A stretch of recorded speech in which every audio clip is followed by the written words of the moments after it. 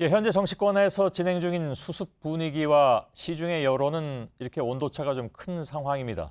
당장 오는 토요일 12일 촛불 집회에는 더 큰 반발 여론이 분출될 것으로 보이는데 시민사회든 정치권이든 이번 주말 집회에 그만큼 주목을 끌 수밖에 없는, 주목할 수밖에 없는 그런 이유이기도 합니다. 취재 기자와 함께 잠깐 좀 전망해 보겠습니다. 남궁욱 기자가 나와 있습니다. 자, 12일 집회 인원은 지금 어느 정도 될 것으로 전망이 됩니까? 예, 지난 5일 촛불 집회요. 참여자들이 주최 측 추산 20만 명이었거든요. 예. 그런데 그 주최 측이 지금 예상하고 있기로는 12일 날 최소 50만 명에서 최대 100만 명이 나와서 박근혜 대통령의 하야를 외칠 거다. 이렇게 전망하고 있습니다. 예. 그런 주장의 가장 큰 근거는 역시 이제 일반 시민들의 자발적인 참여가 더 늘어날 것이다. 실제로 주변에서도 그런 얘기를 하는 사람들은 또 많이 있는 상황이니까요. 예, 그렇습니다. 앞서 계속 말씀드린 대로 박 대통령이 오늘 국회를 방문을 해서 총리 지명을 철회하는 걸로 수습에 나섰습니다만 그 직후에 온라인 공간에서는 내가 총리 하나 바꾸려고 촛불 집회에 나갔었는지 자괴감이 든다.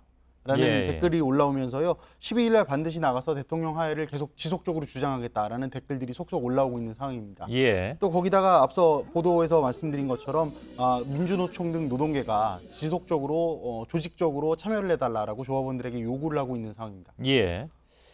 아까 우상호 원내대표가 잠깐 여기서 얘기하고 갔습니다만은 광장에서 주장하는 것이 따로 있고 또 정치권에서 해야 될 일이 따로 있다라는 식으로 얘기는 했는데 그 광장에서의 요구가 어느 정도 나오냐에 따라서 정치권도 당연히 압박을 받을 수밖에 없기 때문에 그렇습니다.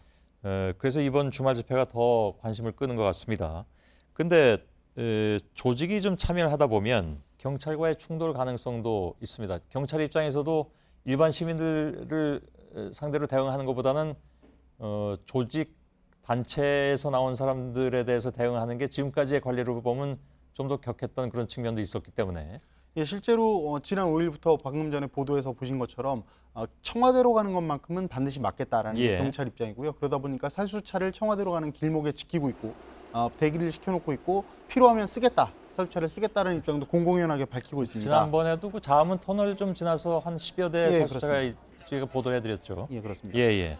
그런데 살수차가 등장하게 되면 아무래도 집회는 격해질 수밖에 없는 거고요. 이런 식으로 시위가 좀 격해지다 보면 여론은 반드시 쪼개지게 되어 있습니다. 그러니까 경찰의 과잉 진압이 문제였다라고 주장하는 쪽이 있는가 하면 그렇지 않다. 시위가 폭력적으로 흐른 게 문제였다라는 식으로 양론으로 쪼개질 수가 있기 때문에요. 그 양론으로 쪼개지도록 유도한다는 이른바 유도설도 그동안에 사실 많이 있었습니다. 예, 그런 관측이나 분석도 충분히 있었던 상황입니다. 예. 그러다 보니까 기존에 한 목소리로 대통령 하야를 주장했던 기존 촛불 집회 분위기가 12일을 기점으로 달라지는 게 아니냐, 달라지도록 유도하는 게 아니냐, 이런 관측들이 나오고 있는 겁니다. 그래서 이제 그만큼 이 집회를 주도하는 측에서는 집회 관리를 잘해야 된다라는 얘기들이 나오고 있는데 이건 근데 사실 경찰 측도 마찬가지 아니겠습니까? 물론입니다. 예. 그러다 보니까 아무튼 기본적으로는 집회에 참여하는 단체들이 최대한 과격한 집회를 그쪽으로 가지 않도록 유도를 할 가능성이 크고요.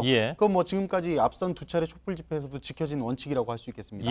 그렇습니다만 아무래도 앞서 말씀드린 것처럼 규모가 커지다 보면 여러 가지 변수가 생길 수밖에 없습니다. 그런 가운데 또 벌써부터 온라인 공간에서 정부를 옹호하거나 대통령의 하야설에 반대하는 글들이 급속도로 확산이 되면서 어제 오늘 사이에 촛불 집회와 관련해서 여론전이 시작됐다 이런 분석도 나오고 있거든요.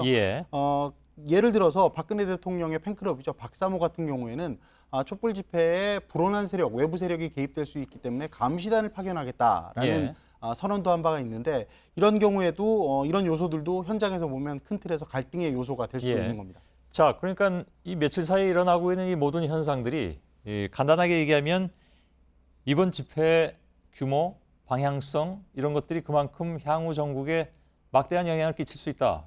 이런 차원에서 벌어지는 거 아니겠습니까? 예, 바로 그렇습니다. 정치권에서는 앞서 계속 얘기가 나왔습니다만 거국내각제다, 책임총리제다 이런 것들로 이번 사태를 정리할 수 있을 것이다라는 관측들이 나오고 있는데요.